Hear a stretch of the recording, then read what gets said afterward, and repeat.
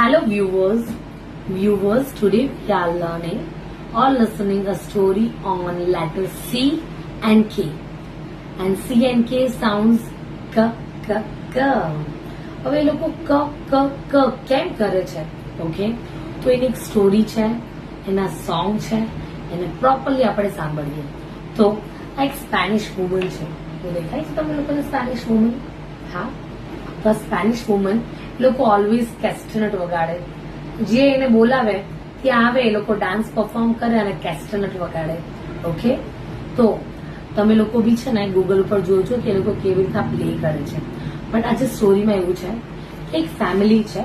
Okay, એ family આ કેસલની exact opposite side એક cafe છે. ઓકે, એક કેફેમાં બેઠા હોય એ લોકો, ટી કોફી ઓકે એ લોકો પીતા હોય. તો ત્યાંથી સ્પેનિશ વુમન જાય છે.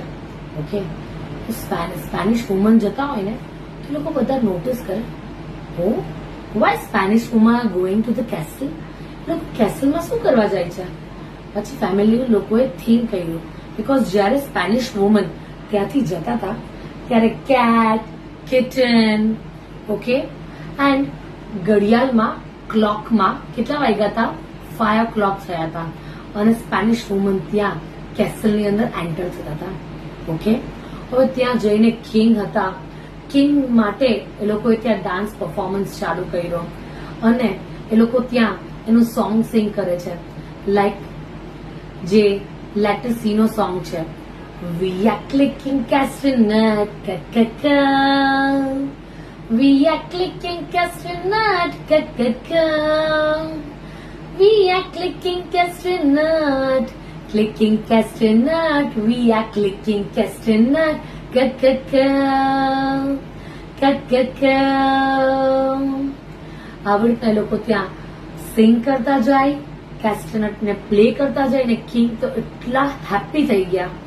એન્ડ પછી 5 o'clock થયા હતા જ્યારે એ લોકોએ પરફોર્મન્સ ચાલુ કર્યું. 5:30 ના ક્લોકમાં જોયું તો 5:30 થયા હતા. તો કિંગને એમ થયું કે ચલો ને આપણે બહાર જઈએ એન્ડ ત્યાં એ લોકો પાસે પરફોર્મ કરાવીએ. તો બહાર એ લોકો સ્કાયની બહાર, મતલબ સ્કાયની નીચેની સાઈડ જે બાલ્કનીઝ હોય ત્યાં આવ્યા અને પછી ત્યાં એ લોકો અડધા જણ કેસ્ટનટ થી પ્લે કરે અને કિંગ કાઇટ થી પ્લે કરે. ઓકે, અને ત્યારે બધા શું સિંગ કરતા હતા? Kites are flying in the sky, ka ka ka. Kites are flying in the sky, ka ka ka. Kites are flying in the sky, flying in the sky. Kites are flying in the sky, ka ka ka, ka ka ka. તો આવી રીતના બધાએ બહુ જ એ દિવસ enjoy કર્યો. ક ક ક સાઉન્ડ ને વારંવાર એ લોકોએ રિપીટ કર્યો અને એ સાઉન્ડ સાંભળીને આજે આપણી પાસે સી અને કે લેટર કયો સાઉન્ડ લઈને આવ્યું છે? ક ક ક. ઓકે, તો તમે લોકો પ્લીઝ આ સ્ટોરીને યાદ રાખજો. સ્પેનિશ વુમન જે રીતે કેસ્ટનટ વગાડે છે, ઓકે, એ લાકડાનું હોય છે કેસ્ટનટ. ઓકે, એ વુડ થી બનેલું હોય છે.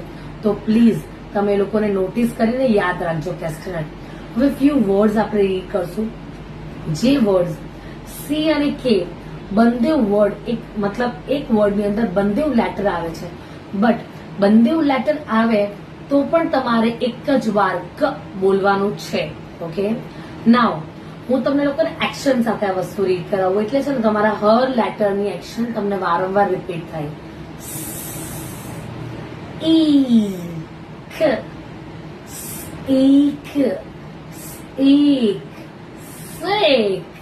Okay, so now another word is eek,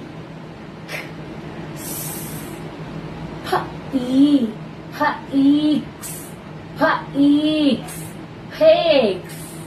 Okay, તો આવી રીતના હું તમને ડિસ્ક્રિપ્શન બોક્સની અંદર થોડા વર્ડ્સ આપીશ જેથી તમે એ વર્ડની વારંવાર પ્રેક્ટિસ કરી શકો. ઓકે, નાવ જ્યારે 2 કોન્સોનન્ટ આવે ત્યારે એને પ્રોપરલી બ્લાઇન્ડ કરજો અને હંમેશા આ જે વોવેલ છે એ સ્ટ્રેચી સાઉન્ડ્સ કહેવાય. એને સ્ટ્રેચ કરશો તો જ તમે પ્રોપરલી પ્રોનન્સિએટ કરી શકશો વર્ડ. તો સ્ટેક, સ્ટેક. ઓકે, હરેક સાઉન્ડ ને તમે એક્શન થી બી કરી શકો.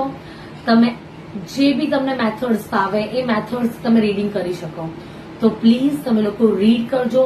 રેગ્યુલર 1 વર્ડ, 2 વર્ડ, 3 વર્ડ, જે પ્રમાણે તમારા ચાઇલ્ડની એજ હોય યા કિડ્સ ખુદથી પોતાની જાતે કંઈ પણ રીડ કરી શકતા હોય તો પ્લીઝ તમે ફ્યુ વર્ડ્સ થી રેગ્યુલર રીડિંગ કરજો.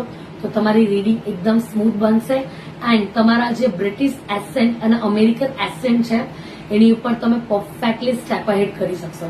Okay, now by everyone. Thank you for watching my video and wait for my next update. Bye everyone.